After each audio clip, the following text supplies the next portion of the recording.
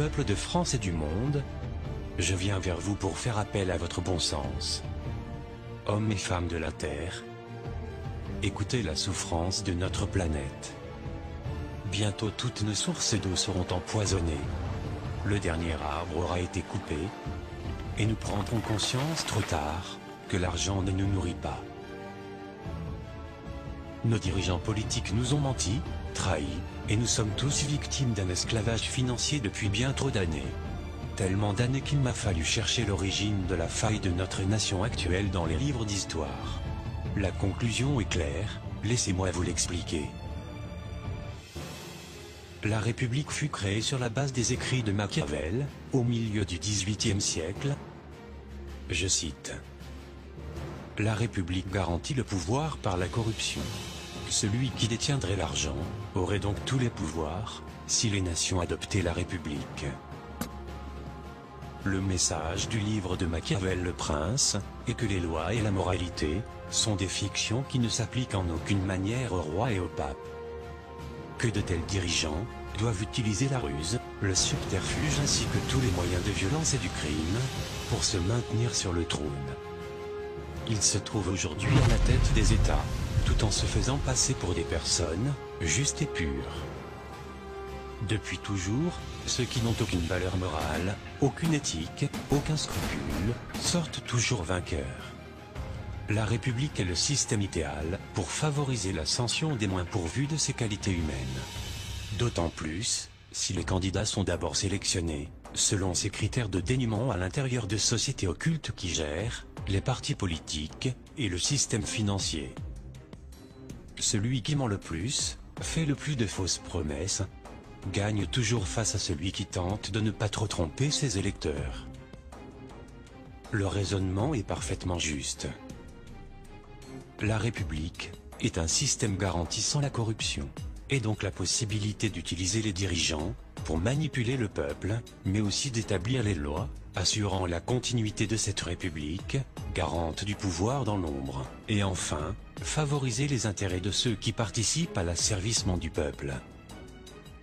Après 2 guerres mondiales, ils ont réussi à imposer sur presque toute la planète un système qui leur permet de contrôler la vie politique et économique de chaque pays. Peuple de France et du monde, voici la faille de notre nation actuelle, comme celle de nombreuses autres nations. Il est vital qu'une opposition s'élève contre le principe de la République, qui garantit la continuité de leur plan, et le remplace par un autre mode de gestion de la société. La technique employée, pour obliger les dirigeants d'un pays à imposer au peuple la crise financière, pour le contraindre à accepter la vente des activités vitales du pays, telles que les compagnies des eaux, d'électricité, d'aviation, les compagnies pétrolières, les banques et j'en passe. Cela se nomme la corruption. Les élites appelant cela, à leur gré, privatiser ou libéraliser, afin de camoufler au peuple leurs coupables machinations. Depuis les années 2006, les élites ont lancé leurs grandes offensives économiques sur l'Europe, avec la complicité des principaux dirigeants politiques et économiques. La finalité étant de faire disparaître toutes les nations de l'Union européenne, pour les transformer en petites provinces du nouvel ordre mondial. Provinces dirigées par un Conseil européen, dont ils sont déjà les seuls maîtres. Bientôt, des traités commerciaux vont permettre la destruction de tissus sociaux et économiques, et ouvrir grandes les portes à l'asservissement de nos ressources, par l'emploi de techniques polluantes et destructrices pour la nature, ce pour le profit exclusif des élites. Le TAFTA, marché transatlantique le plus libéral et liberticide qui ait jamais vu le jour, va obliger l'Union européenne à suivre et faire appliquer à tous les pays de l'Union les normes américaines. Ceci aura pour conséquence majeure de détruire la gestion rationnelle des terres de l'Union, pour cultiver des OGM, puis pratiquer l'élevage intensif aux hormones et antibiotiques divers, en faisant disparaître toutes les petites exploitations agricoles, ceci étant prévu pour 2015. Ensuite, le programme TISA, lui, fera disparaître la sécurité sociale, les caisses de retraite, et tous les services publics deviendront privés, donc payants. Ceci étant prévu pour 2018. l'État français a d'ores et déjà annoncé que les caisses de retraite complémentaires sont vides, et que sous 2 ans, il n'y aurait plus aucune retraite d'honoré.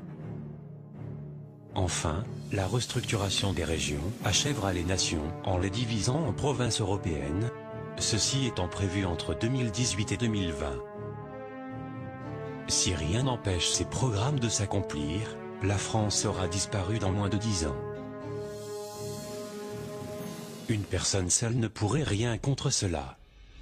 En revanche, un peuple uni, un peuple assez fort culturellement, pour disposer à la fois d'une base sociale solide et d'une philosophie civique.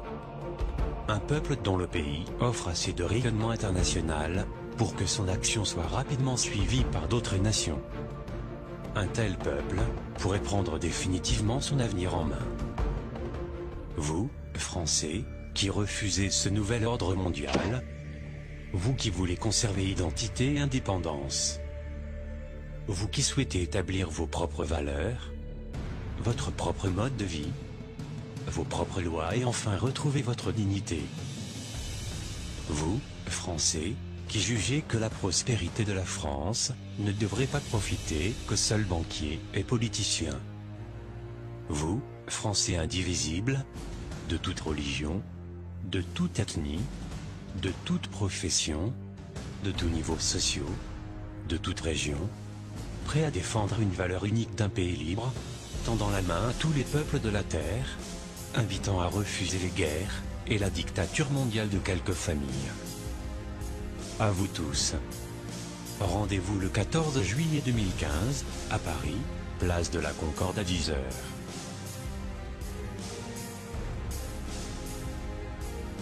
Le fait de mettre en place un concept humaniste à la tête de l'État changera profondément notre société. Les effets s'en feront sentir immédiatement, comme par exemple la disparition de la précarité financière, donc de la pauvreté, des sans domicile fixe, des restos du cœur, et bien d'autres. Le retour à la sécurité dans les rues, la baisse des suicides, l'enthousiasme des jeunes. L'amélioration de la qualité de vie, pour tous sans exception.